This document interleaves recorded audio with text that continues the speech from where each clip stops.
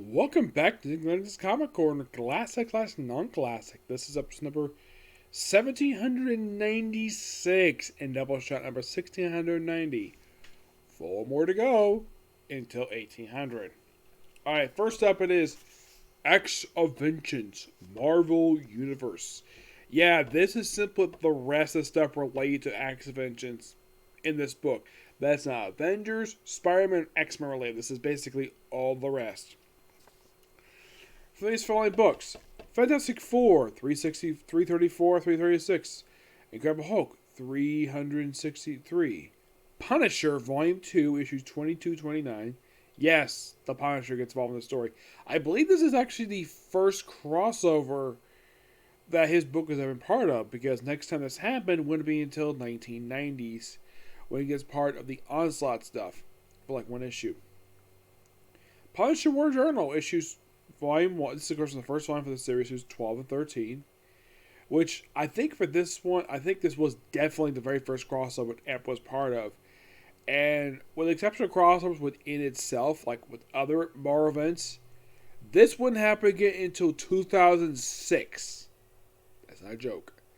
We also have Mark Spector Moon Knight. His also very first crossover he's part of, that I can think of. Daredevil, I know not his first. Daredevil, of course, they have issues 275, 276, Power Pack 53, which, not the first cross they brought, but I think the first one they ever brought was Mutant Massacre. Mutant Massacre, Inferno, I think it's like third or fourth one they brought of. The second volume for Damage Control, yeah, second volume, this was B. And material from Doctor Strange, Source Supreme, issues 11 and 13. Now, you're probably thinking, why is it called Doctor Strange Source Supreme as the official title? This technically is the third volume for Doctor Strange series. That was the longest volume to date at 90 issues. No volume for Doctor Strange ever lasted as long before. Because before this one was volume 2, and that lasted for 81 issues. I guess one slightly longer. And yes, this does count for Doctor Strange summary. Now, who writes these issues? Well, this might surprise you. Fantastic Four is written by Walt Simonson. Yep. With artwork by Richard Bunker, there's the first two issues in here, Rob Love issue 336. Doctor Strange, drawing Dan Thomas, with artwork by Booch Goose. Incredible Hulk, obviously it's from Peter David's run, his legendary run he had for the book. The last almost as long as Mark Greenwell's run for Captain America. This is basically artwork by Jeff Preeves. Punisher is by Mike Barron, I think he was the regular writer of the Punisher book at this point before Chuck Dixon took over. Of course, Chuck Dixon would also do Mark Spector Moon Knight. And who would do the War Journal stuff? Well, I'll look up in a minute. The Daredevil was done by Anthony Santi and John Mayer Jr. Power Pack 53 is done by Terry Austin and art by Eddie Cullen. Damage Control, this is the second volume for the series. Ernie Cullen is also the artwork. This was done by the late Dwayne McDuffie. Yep. Now, Chuck Dixon was the writer for the Moon Knight book for a majority of the period of time. Let me find out exactly who was the writer for Punisher War Journal.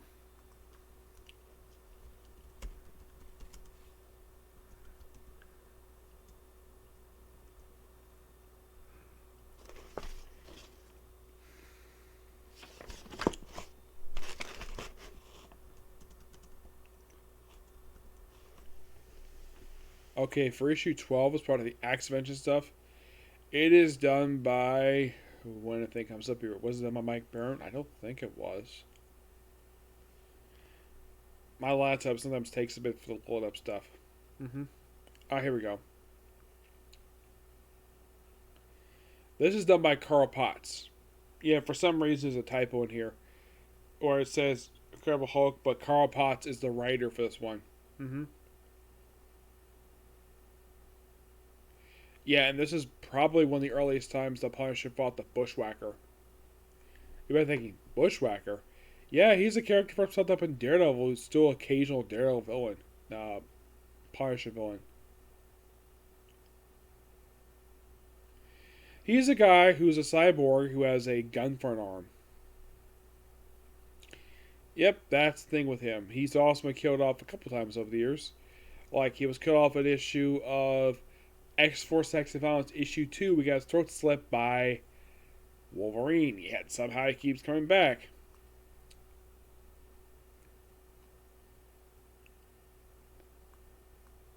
And believe it or not, you actually get a chance to fight this guy in the Punisher 2005 video game. I played it. Really fun. He is very difficult to take on. Yes, so now as for who takes on, like, who these fun people are, I should point out though that yes, the Power Pack do take on Typhoid Mary, which is quite interesting because she's a character from Daredevil. Fantastic Four gets the low-level villains. In the first issue, you have appearances by, well, let's see, who are the villains pop up in this issue? Like, oh, trench coat and hat. Who's the first one? The Beetle. Yes, the Beetle. The Beetle is the very... Well, actually, no, Beetle's not the first one. First one is the Constrictor, who is currently dead in the Marvel Universe right now. Yep, he's dead.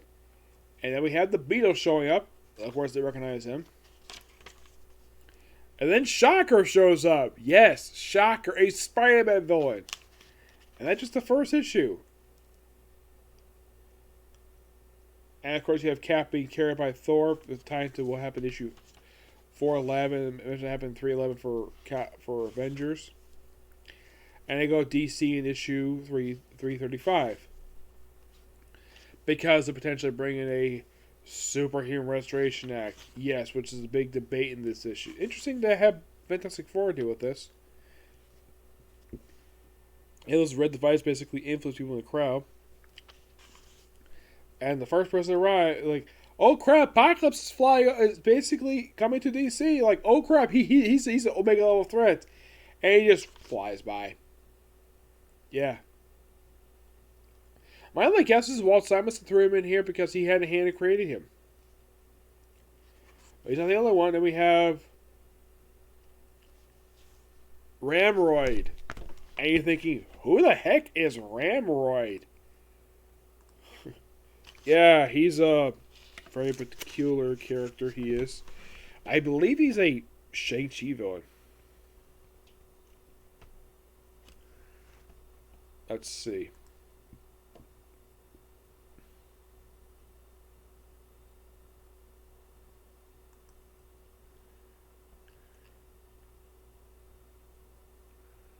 It's not this one.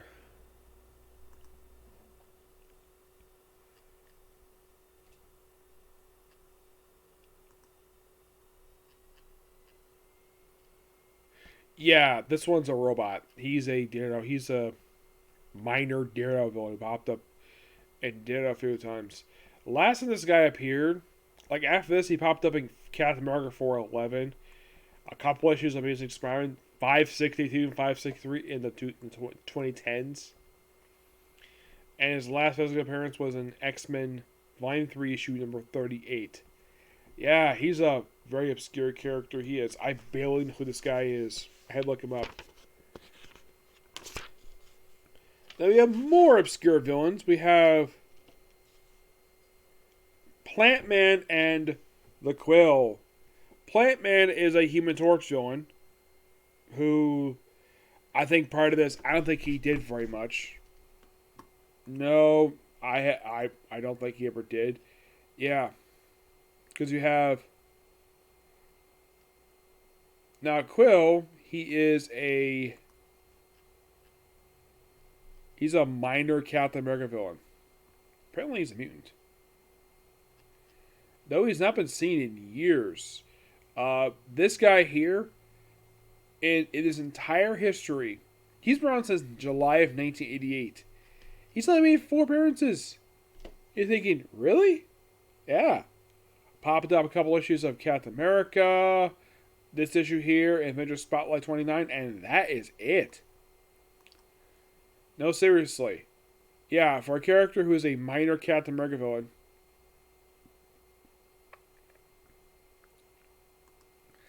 Of course, you have Plant Man, who, yes, he's a character who popped up in pages of the Human Torch. I remember that.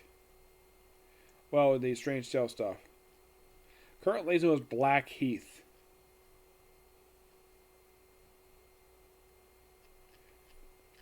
Yeah. 71 appearances in 50 years. And that's something. And prior to this, he popped up for an issue of Solo Avengers. And after this was Avengers 19, the issue of Sensational She-Hulk. Then it was a recurring character, Namor, popped up issue of Spider-Man. Then appeared for a certain period of time pages of Thunderbolts, including the Avengers Thunderbolts miniseries. Appeared in Fall of the Hulk's MODOK, another issue of Thunderbolts. His last physical appearance was Empire Avengers. Yeah.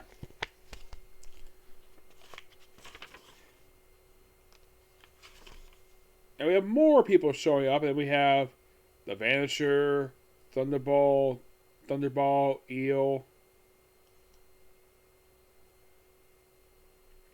Oh, he says it's recognizable. Well, for good reason. That's Mad Dog. He's Patsy Walker's first ex-husband. Yes.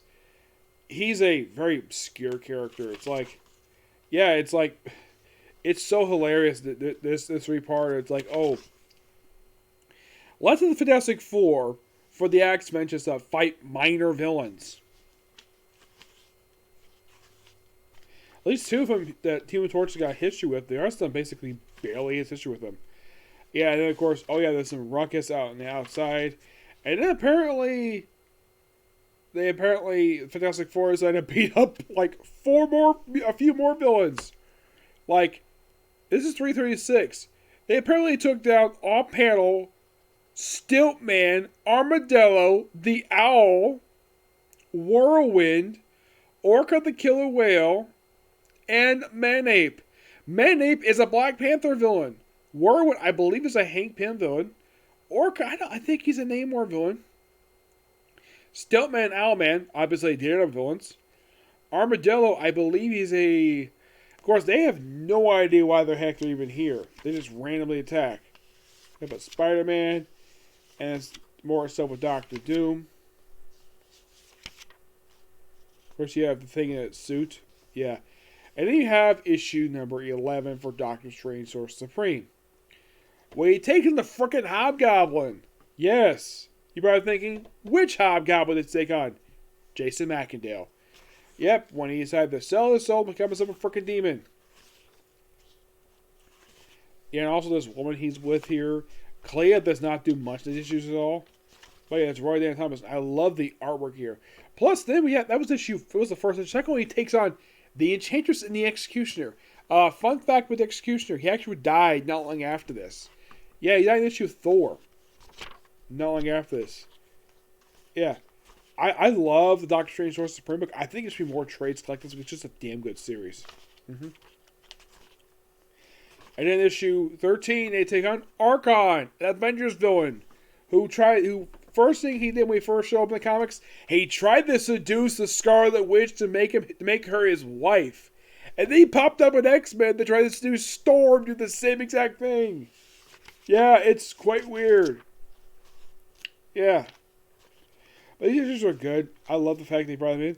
Then we have this one issue of Incredible Hulk. We have the Hulk take on the Grey Gargoyle, who is an Iron Man villain. Yes, seriously, an Iron Man villain for Acts of Vengeance. And you have somebody who, as far as I can tell, Punisher, and we have the Punisher issues, which, here's the first one.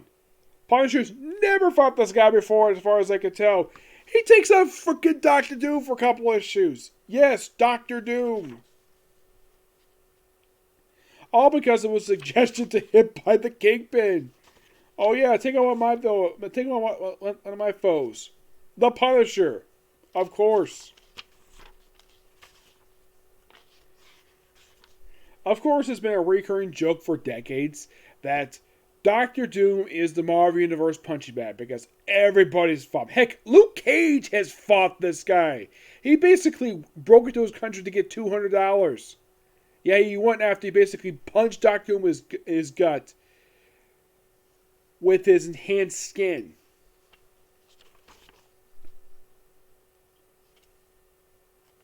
Yeah, and of course you have rematch of our next issue. Really fun stuff here when it comes to Punisher. And we have Punisher taking on freaking Bushwhacker, which he becomes sort of a very minor recurring villain for Punisher. He doesn't really appear very much, Bushwhacker. But he's a character at least I knew of. Yep. That's pretty much the whole point of this two-parter, is basically punching on Bushwhacker for the first time. Interesting two-parter. And we have Moon Knight get involved with this stuff. Yes, Moon Knight. Yeah, this is actually Mark Spector Moon Knight, the longest volume for Moon Knight to date. This was 60 issues. Excuse me. A good chunk of this book was written by Chuck Dixon. Yes, Chuck Dixon. They have a guest starring the Punisher, which I believe this may have been the first time these two ever met. I think. Also, you're probably thinking, who the heck is this guy in black? That's Midnight. You're thinking, Midnight? What, wasn't he killed off in the David Finch run for Moon Knight that happened in 2006 run? Yes, he was. This is before that. Yep. Now, the spy fact Punishers here is there any actual villains popping these issues? Well, they take on Ultimatum. Yes, a group of characters from the Captain America books. Yep. Along with Flag Smasher, who is also a Captain America villain. Which I love. This is a great two-parter. I like the fact that Chuck Dixon's been a Punisher because he also wrote Punisher when he was at Marvel. Then you have more villains pop up here too, aside from Ultimatum. Next issue you have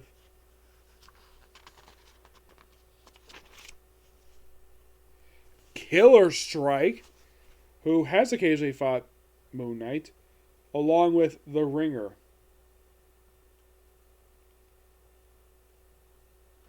Yeah, Killer Strike. Love the costume. Very B-level villain. And then we have Coach Whip. Coach Whip. Wow.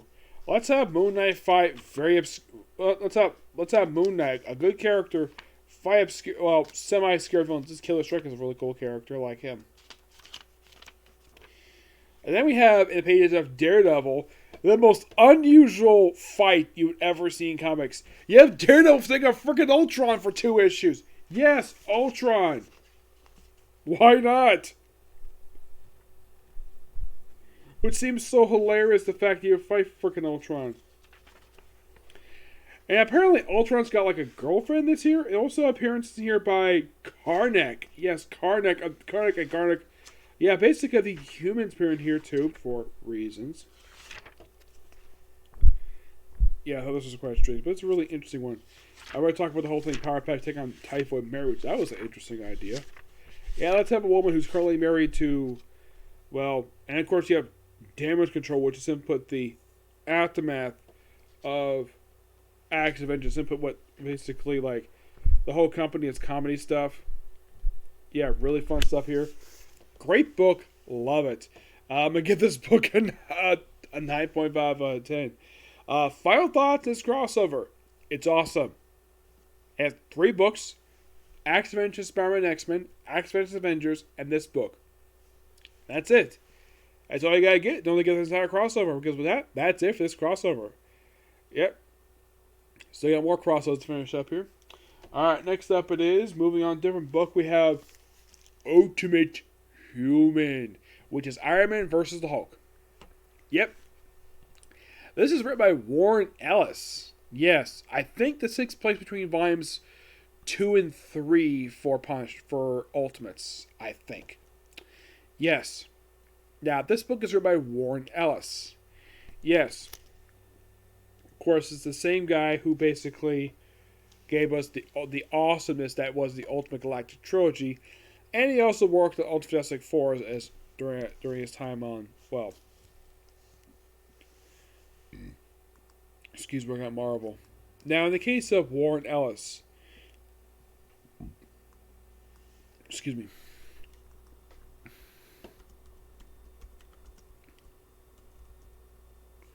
Is there any other Ultimate stuff in the Ultimate Verse left to go aside from Ultimate X-Men? Ultimate Fantastic Four?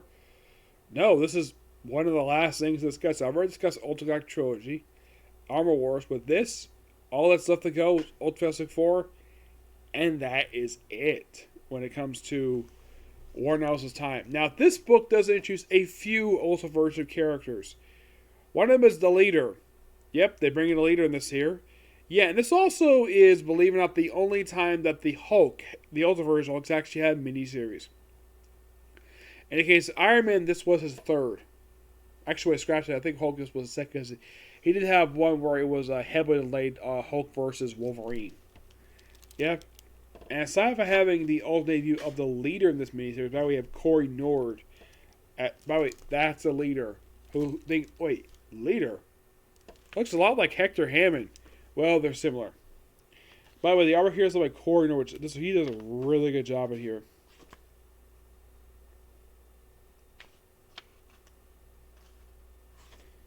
Yeah, trying to remember some porcelain handling a toy version of the Iron Man suit. A suit I personally have never been a fan of. Thank God Armor Wars got destroyed the damn thing. So aside from the leader, is there any other like known characters make the ultimate debut?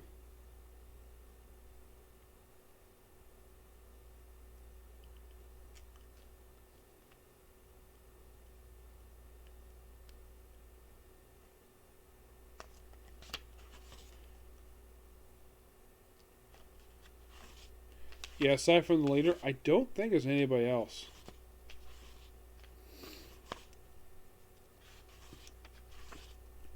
I don't think so, no. It feels like basically trying to help the Hulk. That's probably also content finding him too.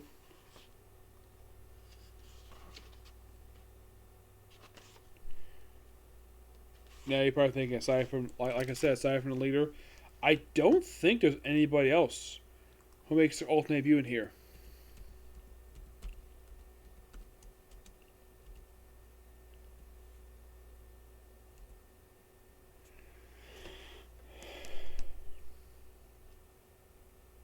Oh wait, there's does Pepper Potts make a debut here?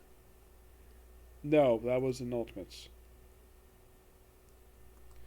So apparently the leader, yes, the leader, is actually Pete Wisdom. Yep. They made Pete Wisdom a character who's an agent, nothing to do with leader, made him leader in the Ultimate Universe, which is kind of weird.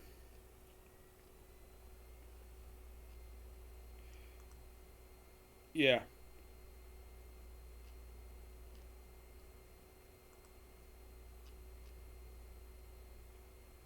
Well, they have Happy Hogan here too, and he first appeared in Ultimates. So aside from the leader, I don't think there's anybody else.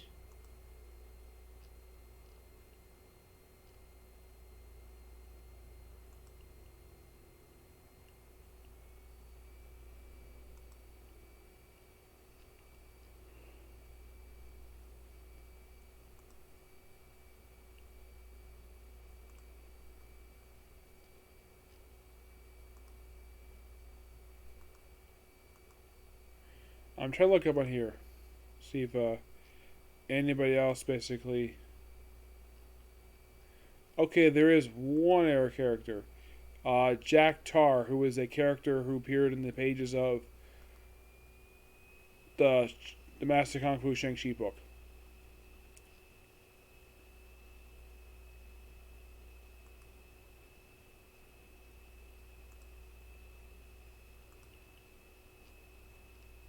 Yeah, then by the end of the miniseries, Leader's dead. Yep. It's almost like you brought a lead just to kill him off. Okay? This is a good miniseries. It's pretty interesting for what it is. And it's a very self-contained story. Not really brought up at all. I still question, why the heck is the Hulk gray? Why can't it be green? I don't know. We get this book roughly a 9 out of 10. Yep. I do gotta admit, it's actually a bit of a step up from Armor Wars, where I felt like basically went to Rams up. This basically was a good more pace. It's sort of better pacing that, though. This came up before Armor Wars. Yep. So with this, there's only one book left to talk about when it comes to Warren Ellis's time in the Ultiverse. And that is Ultimate Fantastic Four. Yep, that's the only thing left. It's interesting, though. the fact that as long as basically Warren Ellis in the comics, he didn't do that much multiverse. So he just did uh, like 5 miniseries, a couple stories on Fantastic Four, and that was it.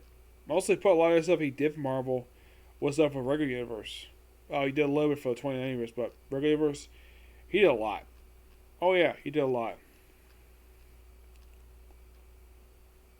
I mostly people think of Warren Ellis. People think of, well, people usually think of the Authority.